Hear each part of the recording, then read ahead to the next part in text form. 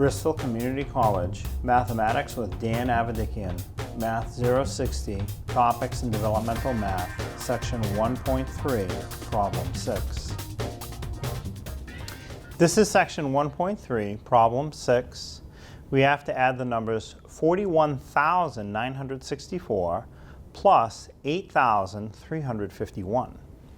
So the numbers are written in a vertical format. They're fairly large numbers, but just add them one column at a time. Just focus first on the far right column. We'll add 4 plus 1 more. That's 5. Now for just 5, there's nothing to carry over to the next column, so I just put a 5 under the bottom of the far right column. Go over one more column, and we will add the digits 6 plus 5. 6 plus 5 is 11, so for 11, I put the 1 from the right half of the 11 under the column I just added, take the 1 from the left half of the 11 and carry it to the top of the next column. So now we will add 1 plus 9 plus 3. So 1 plus 9 is 10.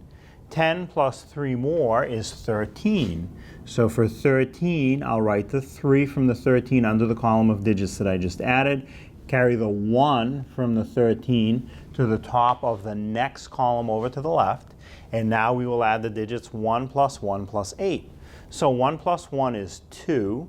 2 plus 8 more is 10. So for 10, we put the 0 from the 10 under the column of digits that I just added, take the 1 from the 10 and carry it to the top of the next column over to the left, and that will give us just 1 plus 4. There's nothing under the 4 to add, so it's really just 1 plus 4, which adds up to 5, and now we're done. We get an answer of 50,315, and we can put a comma in between the digits 0 and 3 if you like.